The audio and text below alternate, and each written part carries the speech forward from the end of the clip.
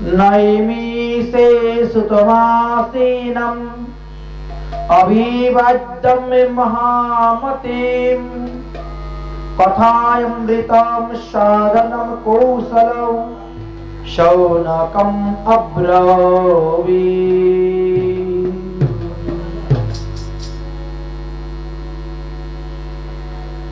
বললেন যে নৈমিষে সুতমাসীনম, অর্থাৎ নৈমিষারণ্য নামে আমাদের একটা তীর্থ আছে। এই নৈমিষারণ্য তীর্থটি উত্তরপ্রদেশের সীতাপুর জেলার অন্তর্ভুক্ত। নৈমিষারণ্য, সেই নৈমিষারণ্যে আজ সুতমুনি উপস্থিত হয়েছেন। আমাদের সুতমুনি হলেন দুইজন, একজন লুমহর্ষ নামক সুতমুনি আর একজন উরশ্রবা নামক সুতমুনি। এই জন্য বুঝতে পারে না মানুষে কোন সুতের কথা আলোচনা করা হচ্ছে। তো এখানে উরশ্রবা নামক সুতমুনিকে বলা হচ্ছে। তিনি নৈমিষারণ্যে গিয়েছিলেন। নৈমিষারণ্য একটি মহাতীর্থ, যে তীর্থের মধ্যে 60,000 কোটি তীর্থ বাস করেন। যদি জীবনে কখনো নৈমিষারণ্য তীর্থ পরিক্রমা করতে পারেন, তাহলে আপনার 60,000 কোটি তীর্থ পরিক্রমার ফল পেয়ে যাবেন। এমনই মহিমা। এত বড় মহিমা হলো কেমন করে নৈমিষারণ্য, সেটাও তো একটা প্রশ্ন আসে। বললেন যে দেখুন, বৃত্তাসুর নামে এক অসুর ছিল, আর তাকে বধ করতে গিয়ে দেবরাজ ইন্দ্র কিছুতেই মারতে পারতেছেন না, কোনো অস্ত্রে তাকে মারা যাচ্ছে না। তখন ব্রহ্মার কাছে গেলেন। ব্রহ্মা বলছেন যে শুনো,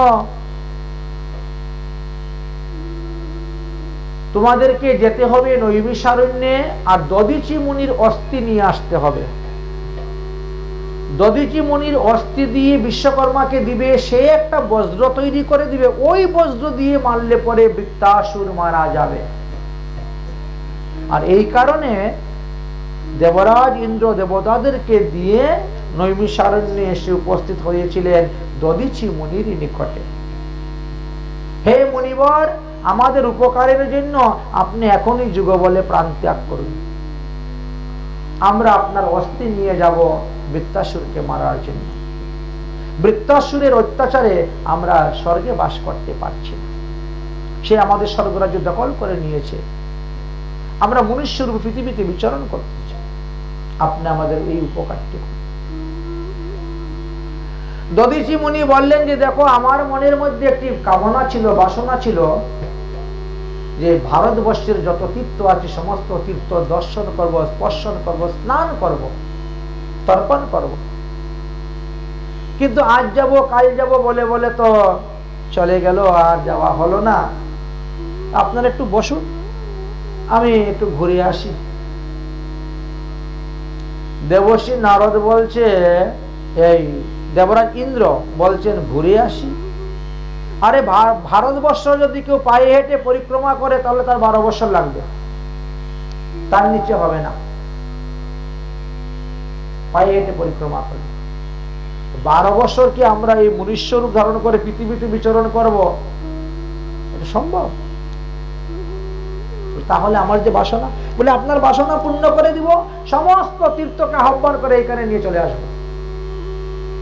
আমি দেবরাজ ইন্দ্র, আমার আদেশ সবাই মানবে, সবাই পালন করবে। ঠিক আছে, তাহলে এই তো দেবরাজ ইন্দ্র আদেশ করলেন, আর আদেশে সব তীর্থ এসে নৈমিষারণ্যে উপস্থিত হয়ে গেলেন।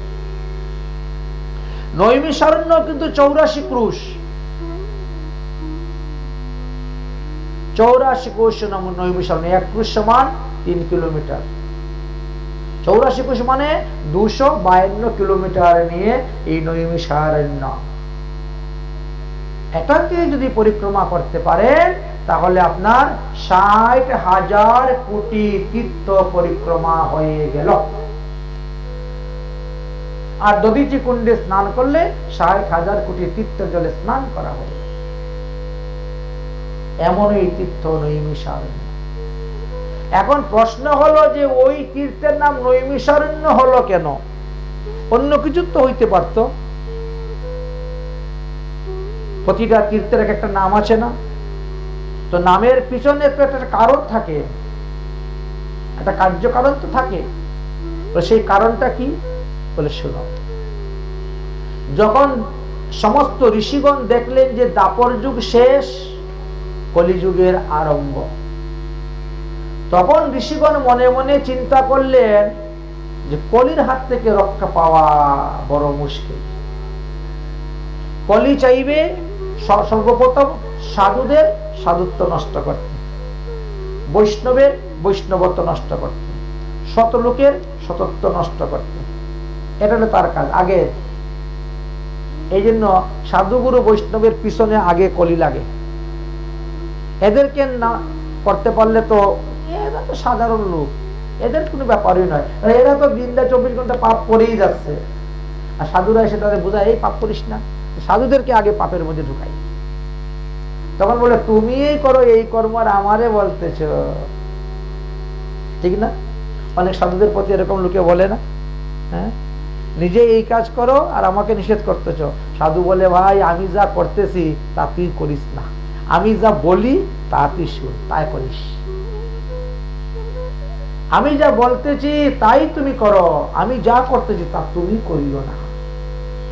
কারণ তেজীয় সাং ন দুষায় বন্যে যথা সর্বভুক্ষ। তেজ এমন এক বস্তু, তেজের দ্বারা অনেক কিছু বিনাশ হয়। আগুনের দাহিকা শক্তি তার তেজ আছে, এই জন্য অগ্নি কখনো অপবিত্র হয়ই না। এত মানুষ পুরাচ্ছে না, তাই বলে কি অগ্নি অপবিত্র হচ্ছে না।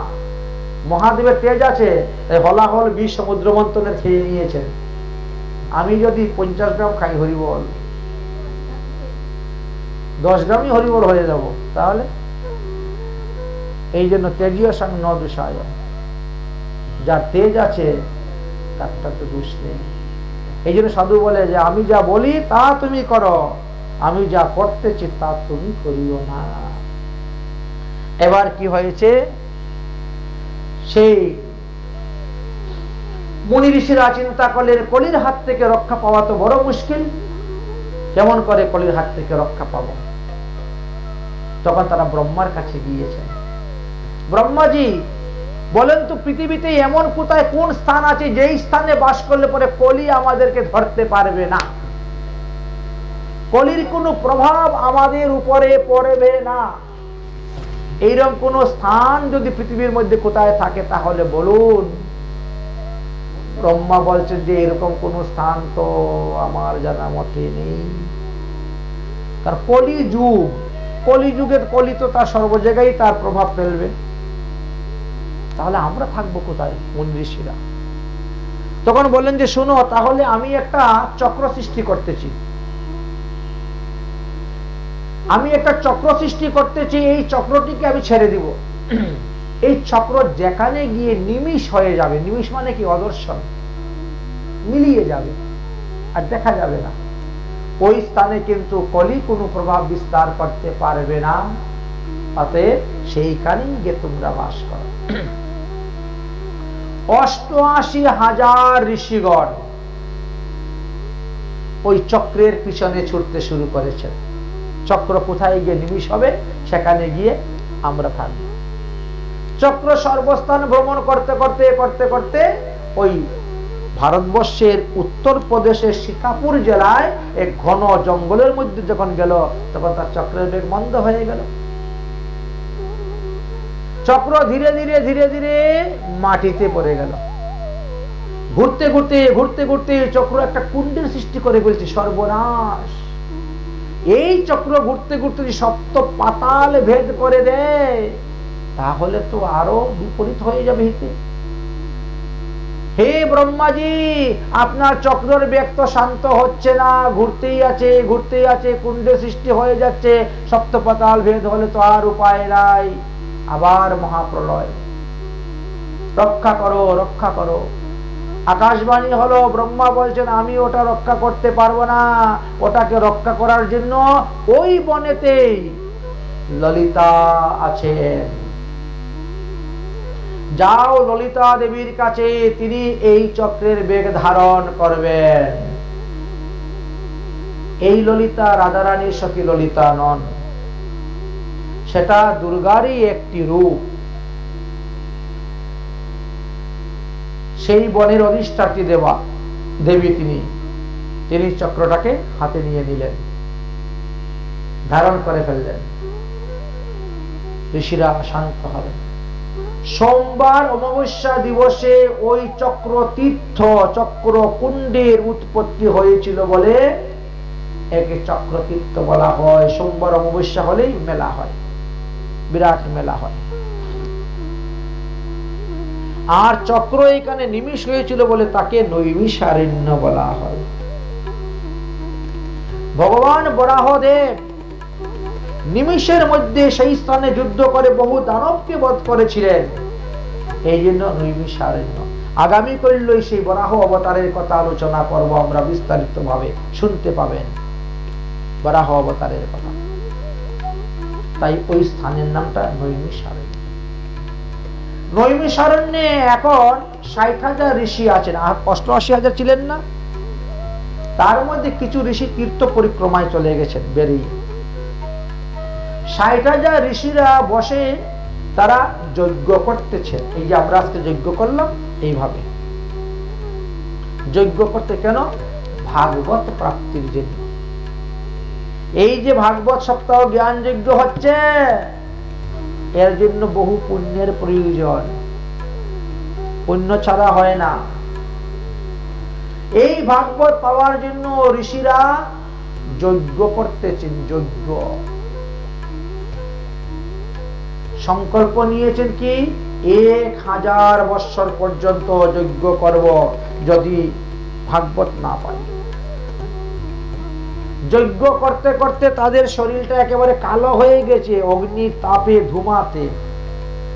যজ্ঞ না হওয়া পূর্ণ পর্যন্ত তো খাওয়া দাওয়া যাবে না।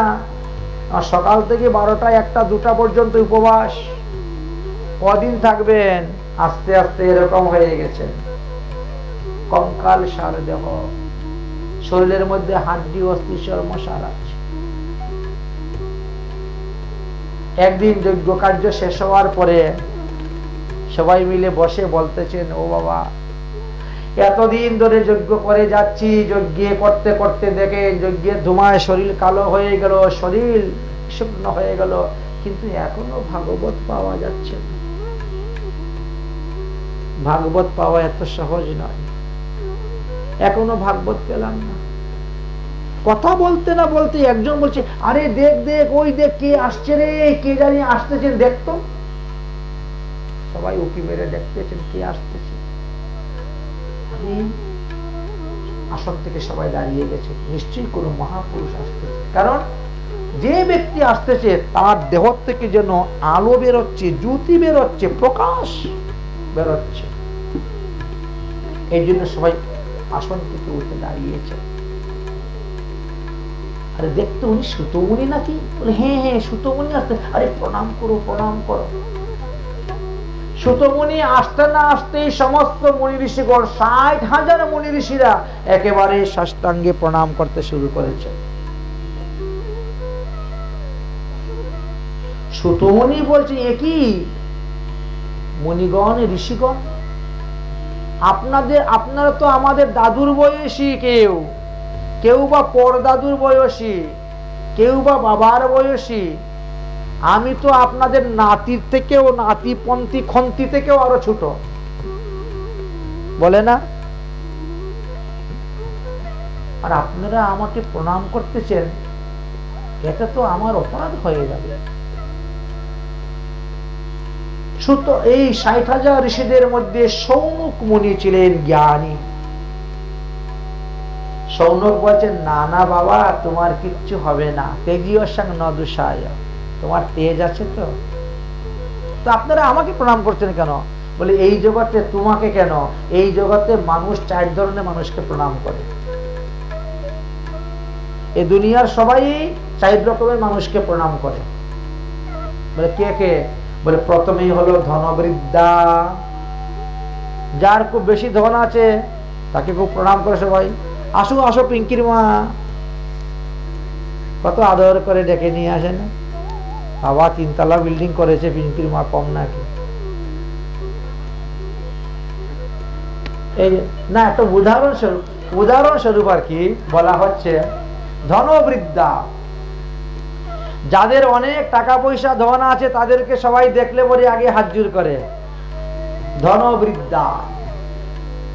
আচ্ছা, তারপরে হলো বলবৃদ্ধা, যাদের বল আছে, একটু দুষ্ট প্রকৃতি, তাদের দেখলে সবাই ভয় পায়, বাবা কখন ধরে দিবে, একদম আছাড় মেরে দিবে, এই জন্য আগের থেকে হাত জোড় করে মানুষ। আসুন দাদা, আসুন, বসুন বসুন, খুব আদর যত্ন করে তাকে বসায়। তাহলে এক হলো ধনবৃদ্ধা, তাদের কিন্তু অন্য কিছু দেখবে না। দ্বিতীয় হলো বলবৃদ্ধা, আর তৃতীয় হলো আয়ুবৃদ্ধা, যারা আমাদের থেকে বয়সে বেশি, যারা বৃদ্ধ হয়ে গেছেন, আয়ুবৃদ্ধা, তাদেরকে আমরা দেখলে পরে প্রণাম করি, তাই না? 3 ধরনের লোক হলো। চতুর্থকে প্রণামের যোগ্য, তে অপি তে সর্বে অপি জ্ঞানং বৃদ্ধাশ্চ কিঙ্করশ্রী শিষ্যম কিঙ্করশ্রী কিঙ্করা। এই 3 জনের প্রণামের থেকে আরেকজন লোক আছে প্রণামের শ্রেষ্ঠ যোগ্য, তিনি হলেন সাধু, মহাপুরুষ, বৈষ্ণব।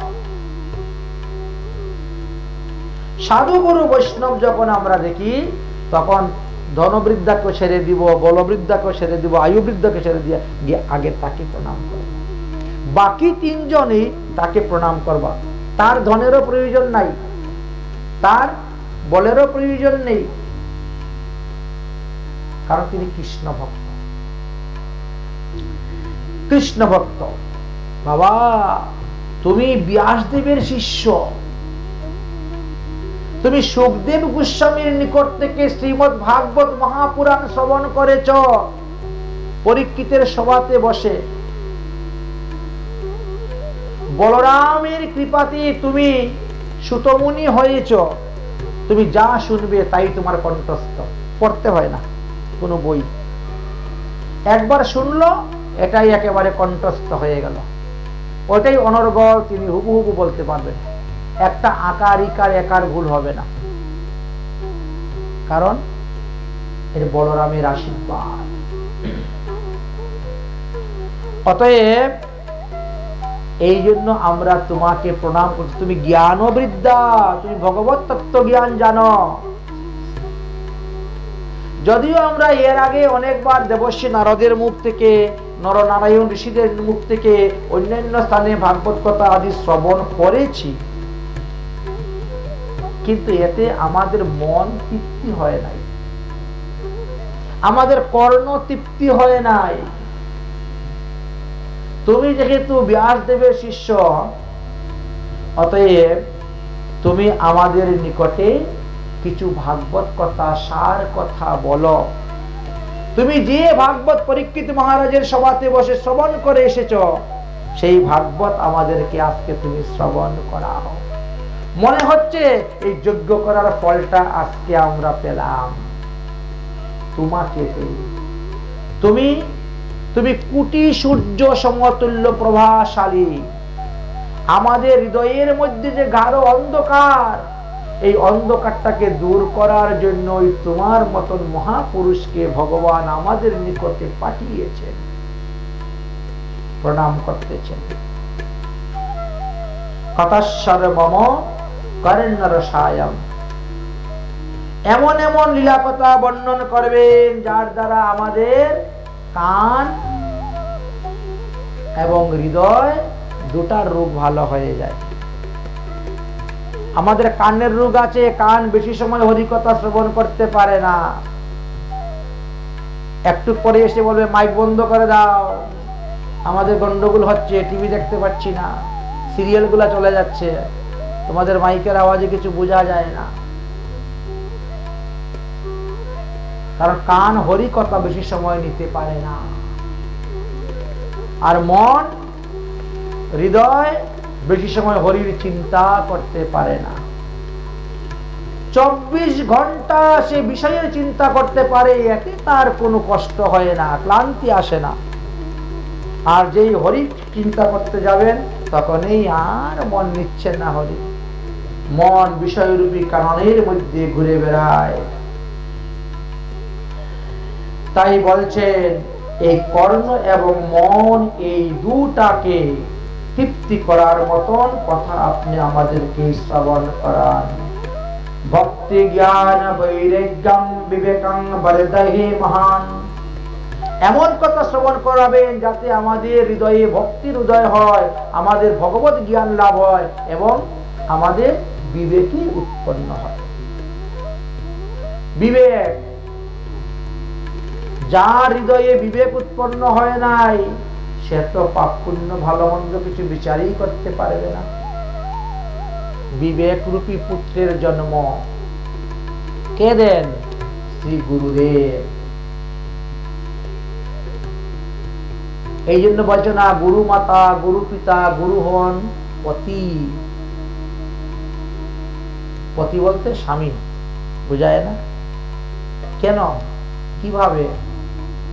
ওখানে বলছেন গুরুদেবের জিহ্বারূপী লিঙ্গ আর শিষ্যের কর্ণরূপী যোনি।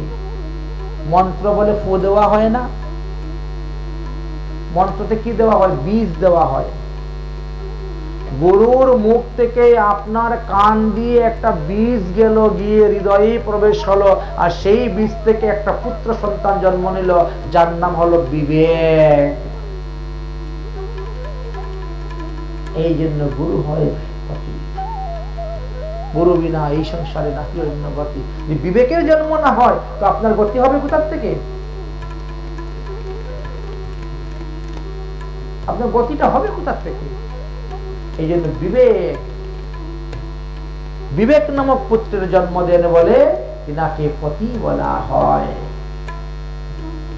তাই এই স্থানে বলছেন আপনি এমন এমন ভগবানের লীলা কথা আমাদেরকে শোনাবেন যাতে আমাদের ভক্তির উদয় হয়, আমাদের তত্ত্বজ্ঞান লাভ করতে পারি এবং আমাদের জ্ঞান বিবেক বর্ধিত হয়, বিবেক নামক পুত্র যেন বলিষ্ঠ হয়, এমন কথা বলবেন। কারণ আপনাদের মতন গুরুদেব তো পাওয়ার জগতে বড় দুর্লভ। সদ্গুরুদেব পাওয়া জগতে বড় দুর্লভ। ইম ঘোর কলু প্রায় জীবশ্চ শ্রুতাগতম ক্লেশং করনাথস্তবং সুদনাম কি পরায়ণম। এই কলিযুগের মানুষ তো মন্দ বুদ্ধি, অল্প আয়ু, তার মধ্যে আবার অলস, সদাচার পালন করতে কেউ যায় না। তো তাদেরকে কিভাবে শোধন করা যায়, শুদ্ধ করা যায়, কিভাবে তাদের দুঃখ কষ্ট নিবারণ হয়, সেই কথাও আপনি কৃপা করে আমাদেরকে বলবেন। এই কলিযুগের মানুষের আহার শুদ্ধ নেই, এমনকি পাত্র পর্যন্ত শুদ্ধ নাই। স্থান দেশ কাল কোনো কিছু শুদ্ধ সব। তাহলে মানুষ কিভাবে কৃষ্ণ প্রাপ্ত করবে? সাধু সন্ত মহাত্মারা কিভাবে কৃষ্ণ প্রাপ্ত হয়? কলিযুগের মানুষ কিভাবে ভজন করে কৃষ্ণ পাদপদ্ম লাভ করতে পারবে, সে কথাও আপনি কৃপা করিয়া বলবেন। আর আপনাদের মতো গুরুদেব যারা, তারা জীবের সমস্ত বাসনা পূর্ণ করতে পারে। আপনারা পরশমণি হইতেও শ্রেষ্ঠ, আপনারা কল্পবৃক্ষ হইতেও শ্রেষ্ঠ। কেন? কারণ কল্পবৃক্ষ আপনাকে কি দিবে? সুরুদ্রম স্বর্গ সম্পদাম। কল্পবৃক্ষ বড়জোর আপনাকে স্বর্গের সম্পদ দিতে পারবে, তার থেকে বেশি দিতে পারে না। আর পরশমণি লৌকিক সুখম। পরশমণি এই জগতের লৌকিক সুখ দিতে পারবে, তার থেকে বেশি দিতে পারবে না। কিন্তু প্রয়োষ্ঠতি গুরুর প্রীতি যোগী বৈকুণ্ঠ দুর্লভম। আপনার মতো সদ্গুরুদেবের কৃপা যদি পুরো শিষ্যের উপরে হয়, ওই শিষ্যকে সাধন ভজন করতে হবে না, বিনা সাধনে গুরুর কৃপা শক্তিতে সে বৈকুণ্ঠ ধামে চলে যেতে পারে। এই জন্য তো মহৎ কৃপা, সাধুগুরু বৈষ্ণবের কৃপা। এই জন্য বলা হয় না গুরু কৃপাহি কেবলম, গুরু কৃপাহি কেবলম। আপনি কোথায়ও কোনো শাস্ত্রে দেখতে পাবেন না যে কৃষ্ণ কৃপা কেবলম লেখা আছে, রাধা কৃপা কেবলম লেখা আছে, রাম কৃপা কেবলম লেখা আছে, নাই, লেখা আছে গুরু কৃপা হি কেবলম, গুরু কৃপা হি কেবলম। তো গুরু বৈষ্ণবই তো আমাদের গুরু। যার কাছ থেকে একটি জ্ঞান লাভ করা যায় তিনিও গুরু, যার কাছ থেকে একটি তত্ত্ব শিক্ষা করা যায় তিনিও গুরু। ভগবান বললেন আমি গুরু রূপে ঘরে ঘরে দীক্ষা দেই, সবাকারে বৈষ্ণব রূপে তো দেই শিক্ষা। শ্রীমদ্ ভাগবত মহাপুরাণে একাদশ স্কন্ধে যখন যাব আমরা, তখন দেখবেন ভগবান শ্রীকৃষ্ণ উদ্ধবকে বলছেন আচার্য মাং বিজানিয়াৎ, তোমার গুরুদেবকে আমার স্বরূপ বলিয়া জানিও। আমি তোমার গুরুদেবের দেহের মধ্যে প্রবেশ হয়ে তোমাকে মন্ত্র প্রদান করে এসেছি। অতএব গুরুতে ঈশ্বর বুদ্ধি যার আছে সেই তরে যেতে পারে। অতএব আপনি কৃপা করে বলুন। এইভাবে তিনি বলতে শুরু করলেন। তখন সুতমুনি বলছেন আপনারা যে কয়টা প্রশ্ন আমাকে করেছেন, যে কয়টা বিষয় জানার জন্য আপনারা আমাকে বলছেন, এই সমস্ত তত্ত্বকথাই তো ভাগবতে আছে। এই জগতে সার কথা বলতে কিন্তু একমাত্র হরিকথা। হরিকথাকেই বলা হয়েছে সার কথা, আর যা আছে সব অসার, আর কোথায়ও সার নেই। সেই হরিকথা নিয়েই তো 18,000 শ্লোকের ভাগবত রচনা হয়েছে। শোনেন, আমার গুরুদেব শিক্ষাগুরু শুকমুনি পাদ, তিনি আমাদের জন্য এই ভাগবত রেখে গিয়েছেন। কাল বাল মুখগ্রাস ত্রাস নির্ণানি হেতবে শ্রীমদ্ ভাগবতী বার্তা কলৌকিরণে ভাষিত। সুখদেব যখন দেখলেন এই কলিযুগের মানুষ সব কালরূপী সর্পের মুখের মধ্যে বসে আছে, বুঝতে পারছেন? বলেন না, আমরা তো বুঝি না, খাচ্ছি দাচ্ছি আরামসে আছি, আমরা যে সাপের মুখের মধ্যে বসে আছি ওটা তো বুঝতে পারি নাই। বলে তোমরা কি বুঝবা, ভগবানের পার্ষদরাই বুঝতে পারে নাই। ভগবান শ্রীকৃষ্ণ যখন বৃন্দাবনে লীলা করেছিলেন, সমস্ত সখাদেরকে নিয়ে সেই অগাসুরের মুখের মধ্যে ঢুকলেন। অগাসুর কত বড় সর্প, কেউ বুঝতে পেরেছিল যে সাপের মুখে ঢুকেছি? মনে করছে কি সুন্দর একটা পর্বতের গুফায় ঢুকেছি। দেখ দেখ ভাই কি সুন্দর পর্বতের গুফাটা রে। তো আমরা কোথা থেকে বুঝবো? আমরা যে মায়ার দাস। পর্বতের গুফা, আমরাও কিন্তু কালরূপী সর্পের মুখের মধ্যে বসে আছি। কতক্ষণ আমরা জীবিত থাকবো? সর্প যতক্ষণ মুখ বন্ধ না করে। অজগর সাপটা মুখ বন্ধ করলো, সবাই মারা গেল। যতক্ষণ সাপ তার মুখ বন্ধ না করে ততক্ষণ পর্যন্তই আমরা জীবিত। তা আমরা কোন সর্পের মুখের মধ্যে বসে আছি? কোন কাল সর্প? বললেন অতীতকাল, বর্তমান কাল, ভবিষ্যৎ কাল, তাই না? তাহলে আমরা তো কালের মুখের মধ্যে বসে আছি। অতীত কাল, বর্তমান কাল, ভবিষ্যৎ কাল, এই তিনই তো কাল। তো এই কাল রূপী সর্পের মুখের মধ্যে আমরা বসে আছি। তো আমরা কতক্ষণ জীবিত থাকবো? যতক্ষণ সাপ তার মুখ বন্ধ না করে ততক্ষণ। যেই বন্ধ করলো সেই আমাদের মৃত্যু। কারণ আমরা তো কালকে জয় করতে পারি নাই। কালকে আমরা জয় করতে পারি নাই। আচ্ছা, কালকে জয় করতে পেরেছে এমন কোন ব্যক্তির নাম আপনারা জানেন? বলতে পারবেন? কালকে জয় করতে পেরেছেন কে জানেন? হনুমান।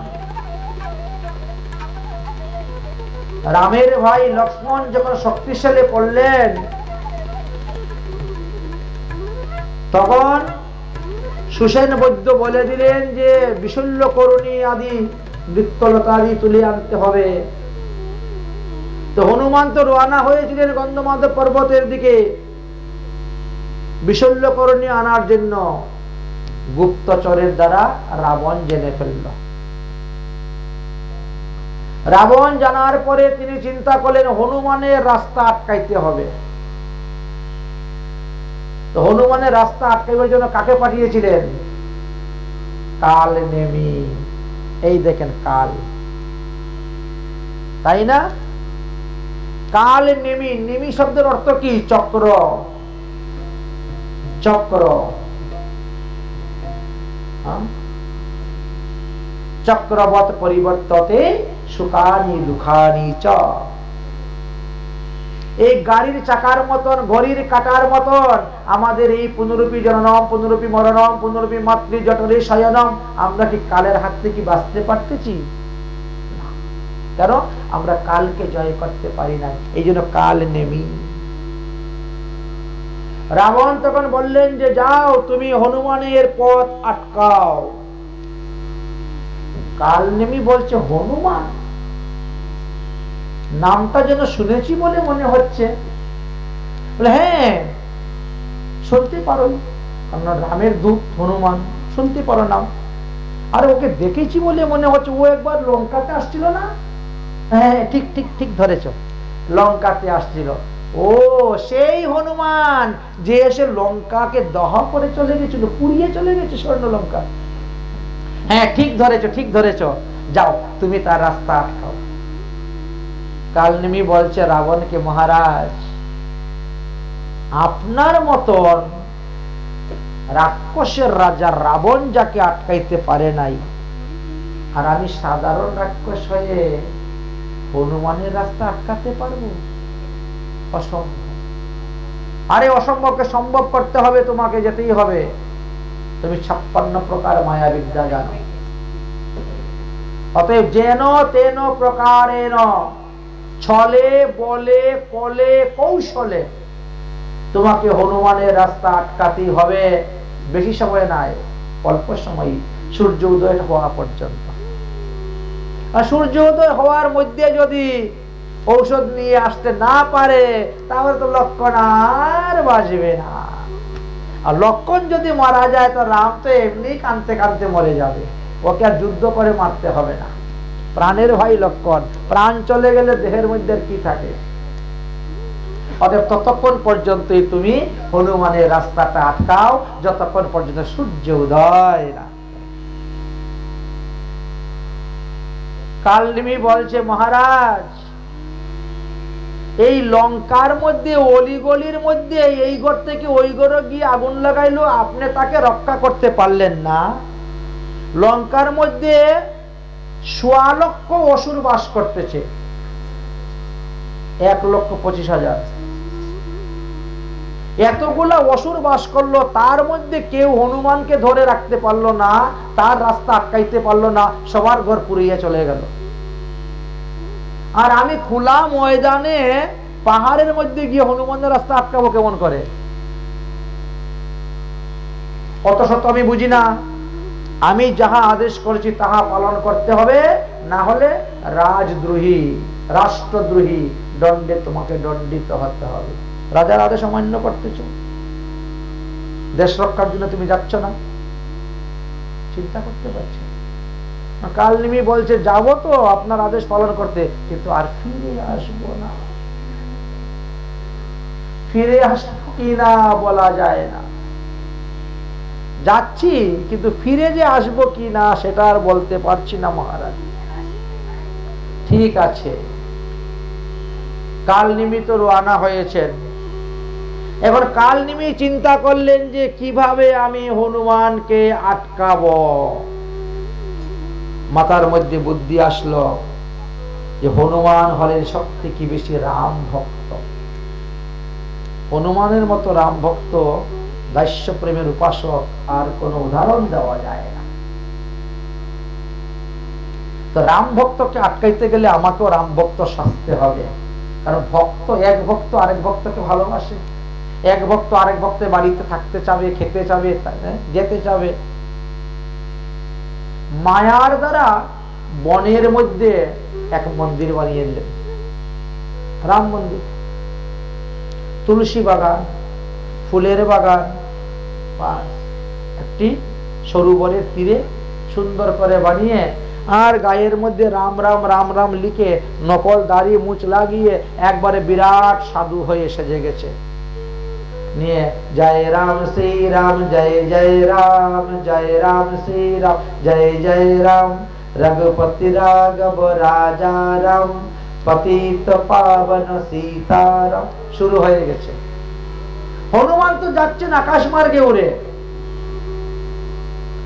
তিনি চিন্তা, আরে এই জঙ্গলের মধ্যে দেখি এক সাধুর আশ্রম, আর সেই সাধু দেখি রাম ভক্ত, যাই ওখানে একটু বিশ্রাম করি। অনেকক্ষণ ধরে আকাশ মার্গে উড়ে যাচ্ছি, অনেক জল পিপাসা পেয়েছে, ক্লান্ত পিপাসা যুক্ত, যাই সাধুর কাছ থেকে মাগিয়া যাচিয়ে খাওয়ার বিধান দেওয়া আছে শাস্ত্রে। ভিক্ষা যদি করতে হয় যাও সাধুর ঘরে গিয়ে ভিক্ষা করো, সাধুর কাছ থেকে মাগিয়া যাচিয়া খাও। অসাধুর ঘরে যাওয়া নিষেধ আছে, কিন্তু সাধু পাবো কোথায়? না, জগতের এখন সবই সাধু, মনে করেই ভিক্ষা করতে হবে, এছাড়া তো উপায় নেই।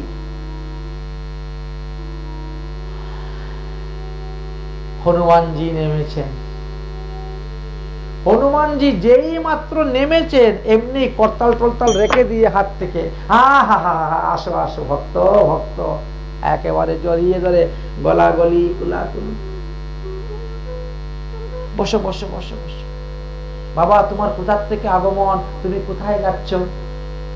হনুমান তোমার সব ঘটনা বলতেছেন। ভগবান রামচন্দ্রের ভাই লক্ষ্মণ শক্তিশালী আছেন, তার জন্য বিশল্যকরণ নিয়ে আনতে যাচ্ছি। এখন একটু পিপাসা পেয়েছে, তো ভাবলাম যে একটু জল সেবা করে যাব, এই জন্য আপনার এখানে আসছি, একটু জল সেবা। আচ্ছা জল সেবা, ঠিক বসে বসে হবে। অতিথ্রূপে নারায়ণ, তারপরে তুমি আবার রাম ভক্ত পরম সাধু, বসে বসে, তোমাকে জল দিব না তো কাকে জল দিব?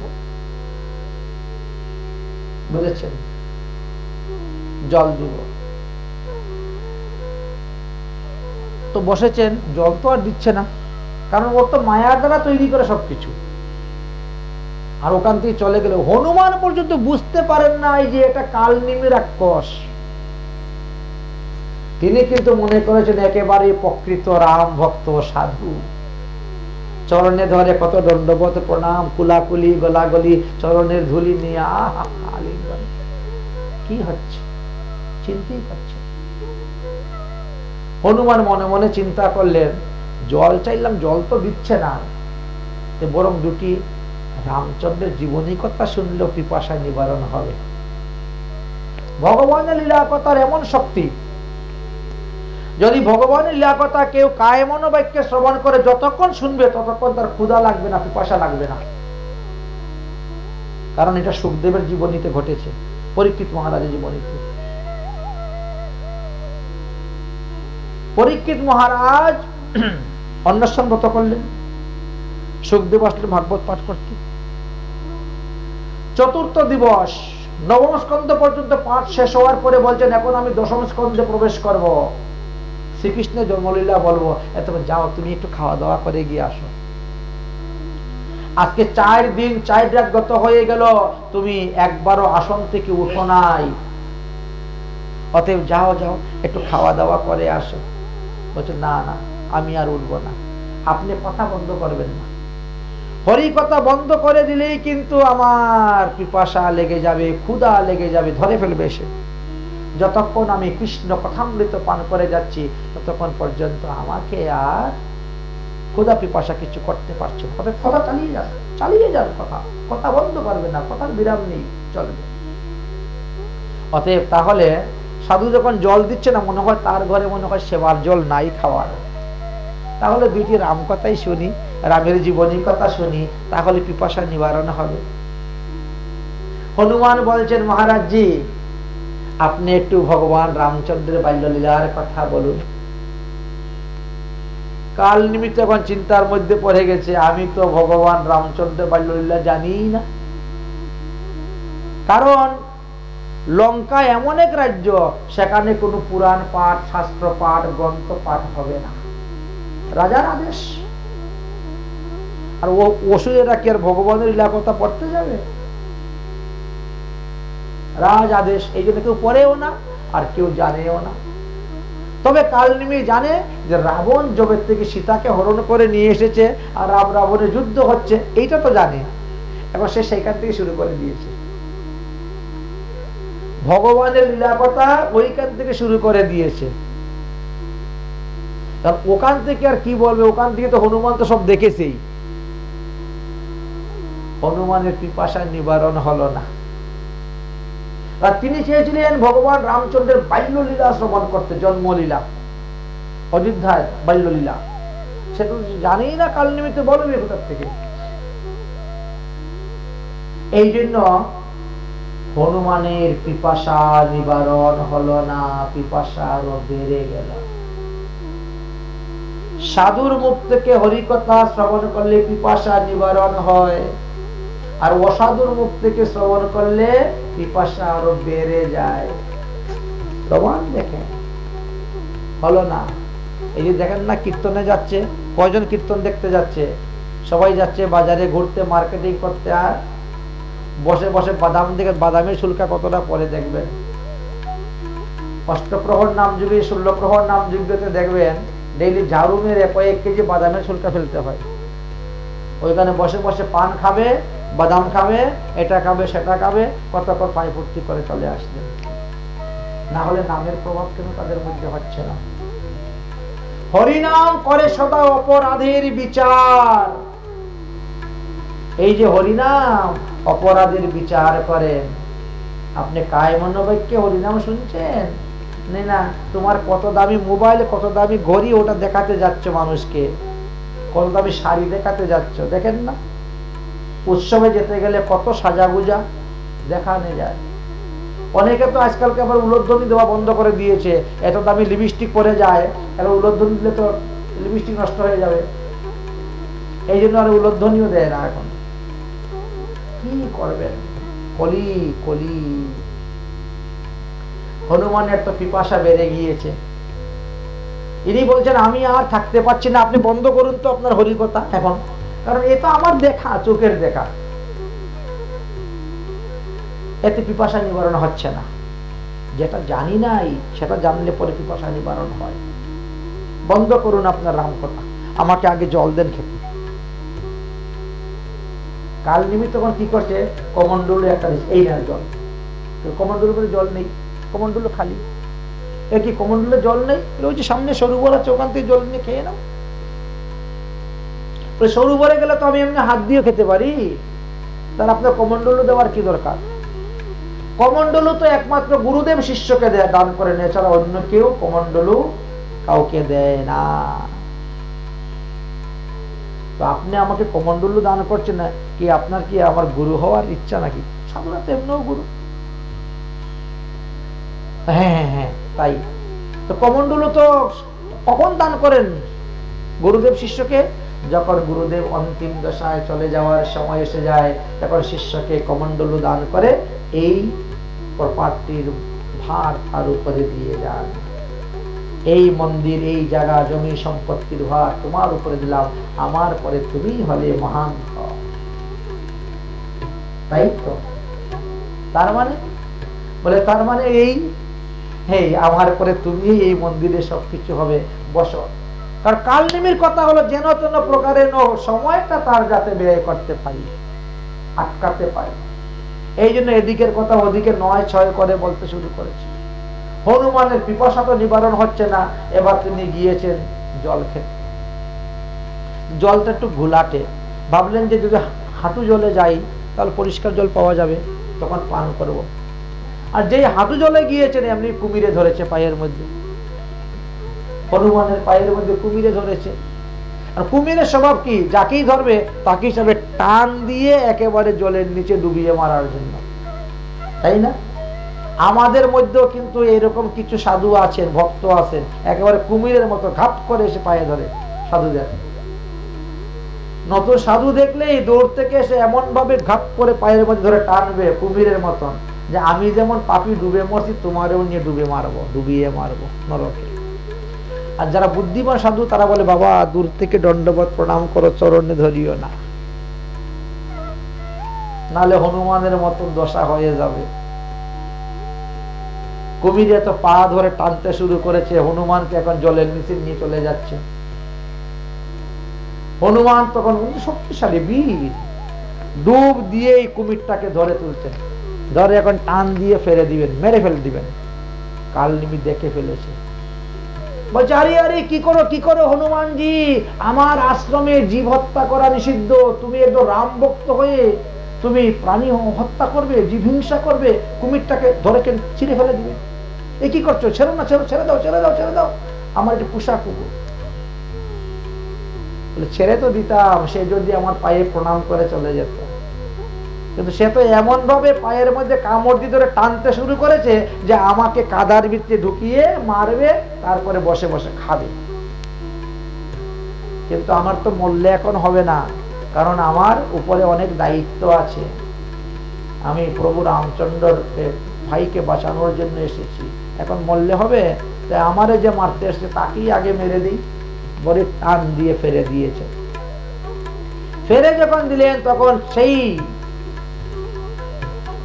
কুমিরের মুক্তি হয়ে গেল, আর কুমিরের দেহ থেকে দিব্য এক গন্ধর্ব রূপ প্রকট হয়ে গেল, হয়ে বললেন যে দেখেন আমি অভিশাপগ্রস্ত হয়ে কুমির হয়েছিলাম, আজকে আপনার পরশে আমি অভিশাপ থেকে মুক্ত হয়ে চলে যাচ্ছি। তবে যাওয়ার সময় বলে যাই, ওই যে সাধু, এ কিন্তু প্রকৃত সাধু নয়, বৈষ্ণব নয়, এ হলো রাবণের চর কালনিমি অসুর, বলে তো চলে গেলেন। হনুমানজি তো বুঝে নিয়েছেন, এইবার গদাটাকে কাঁধে নিয়ে হনুমান আসতেছে।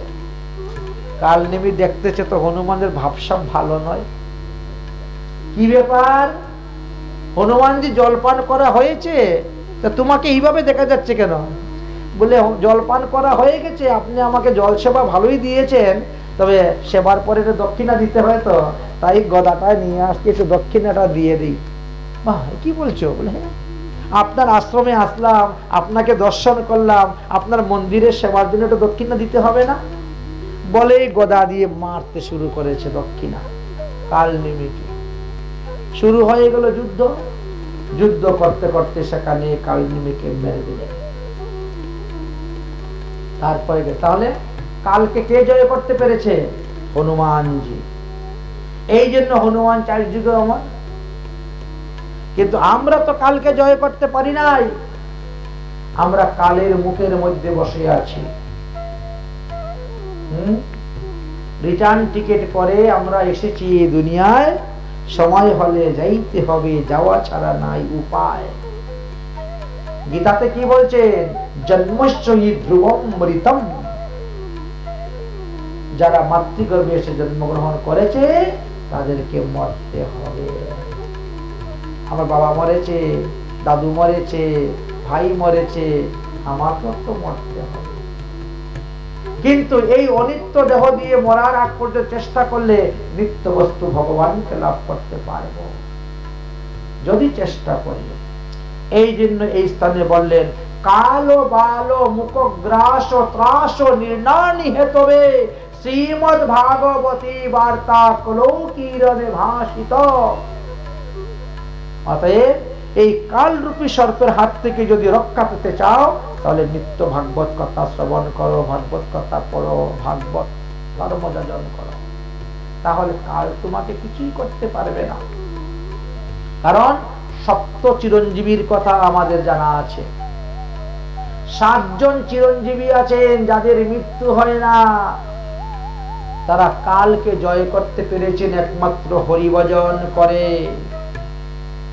এই জন্যই এই কালরূপী সর্পের হাত থেকে রক্ষার জন্য এই ভাগবত মহাপুরাণ সুখদেব আমাদের জন্য রেখে গিয়েছেন।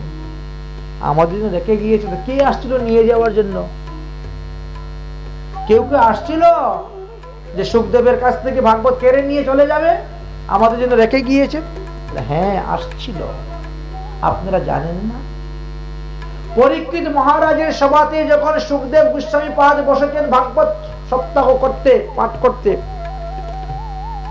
তখন বহু মুনিগণ ঋষিগণ এসেছেন পাঠ শ্রবণ করতে।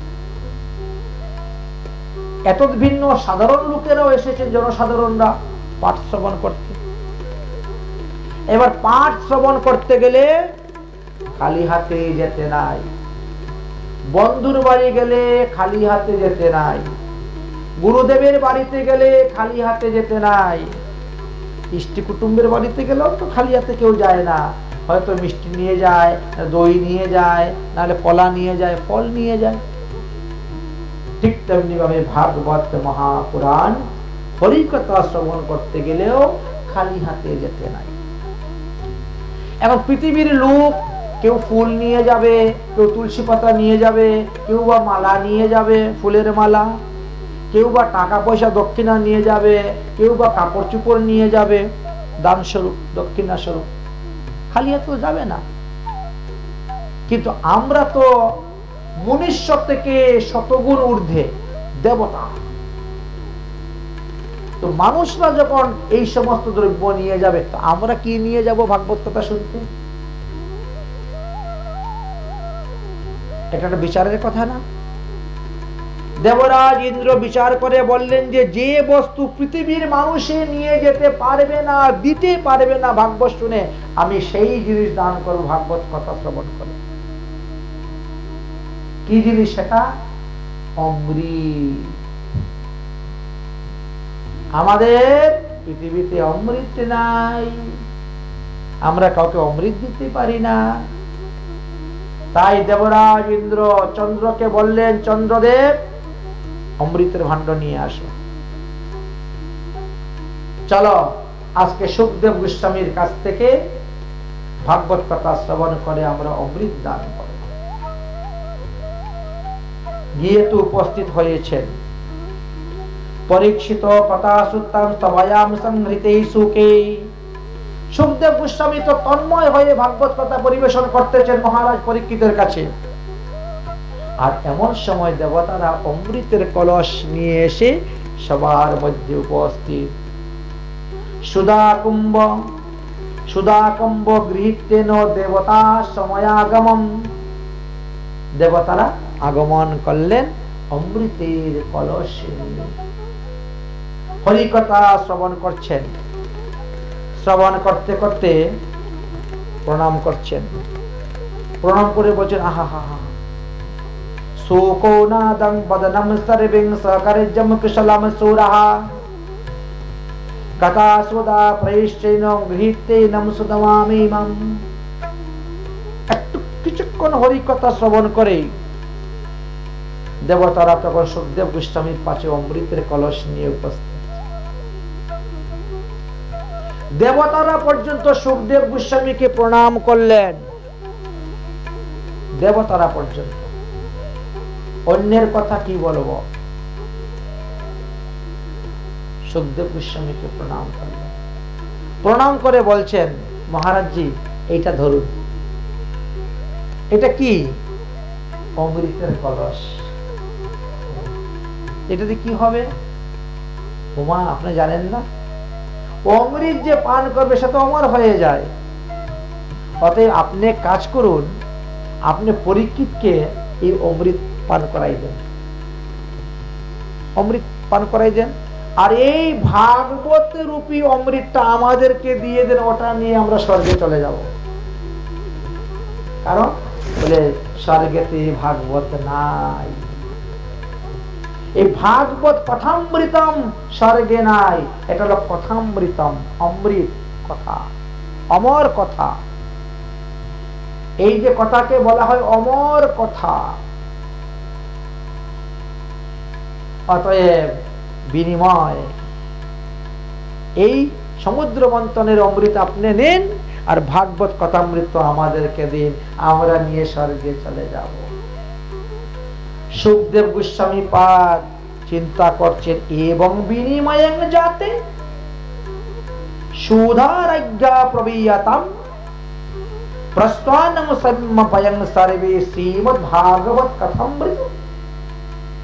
দেবরাজ ইন্দ্র তো স্বার্থ ছাড়া কখনো এক পাও চলে না, বিনা স্বার্থে সে কখনো কোথায়ও যায় না। আমার কাছে তাহলে নিশ্চয়ই কোনো স্বার্থ নিয়ে এসেছে, আবার বিনিময় করতে এসেছে, এই অমৃত দিয়ে দাও, ওই অমৃত নিয়ে নাও। আচ্ছা, যদি কেউ বিনিময় করতে আসে, সে কিন্তু আপনাকে ঠকাতে এসেছে। ওই কম দামে জিনিস দিবে আর বেশি দামে জিনিস নিয়ে যাবে। বলে না, বালতি একটা নিয়ে দাও, 100 গ্রাম চুল দিয়ে দাও। আজকাল তো মাথার চুলও বিক্রি হয় না, চিরুনি দিয়ে আশ্রয় রাখলে পরে একটা ঝুড়ি দিয়ে দিবে, একটা বালতি দিয়ে দিবে, নিয়ে চলে যাবে চুল।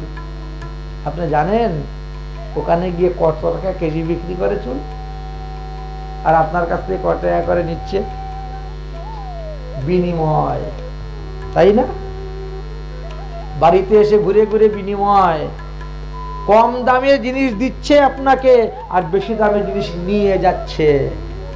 সুখদেব গোস্বামী পাদ বলছেন, আমার সঙ্গে বিনিময় করতে এসেছে, তাহলে আপনি একটু বিচার করে দেখি তো কত টাকার জিনিস দিয়ে কত টাকার জিনিস নিচ্ছে। বিচার করছে, ক সুদা ক কথা লোকে को काचो को मणिमहान ब्रह्मरत्नो निर्विचैर तथा दिवंजहासः। সর্বনাশ!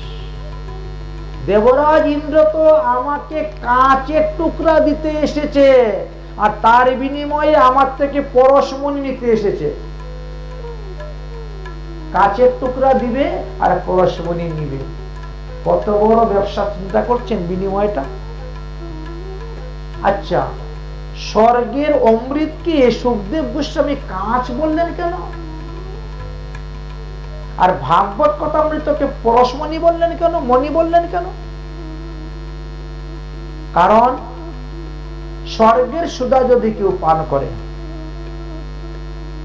ওই যে সমুদ্র মন্থনের অমৃত, তাহলে ব্রহ্মার একদিন পর্যন্ত আপনি জীবিত থাকবেন, তারপরে আপনার মৃত্যু,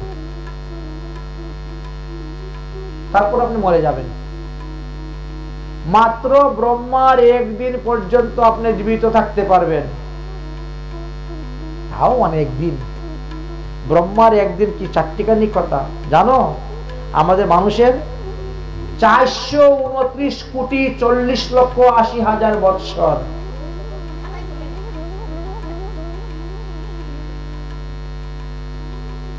429,40,80,000 বৎসর যদি আমাদের যায়, তাহলে ব্রহ্মার মাত্র একদিন।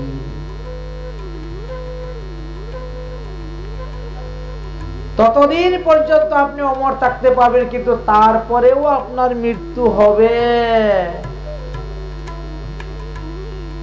তারপরেও আপনি মরবেন। কিন্তু এই ভাগবত কথামৃত যদি কেউ পান করতে পারে, তাহলে ব্রহ্মার একদিন কেন, ব্রহ্মার যত পরমায়ু আছে তত বৎসরের মধ্যে তার জন্ম মৃত্যু হবে না,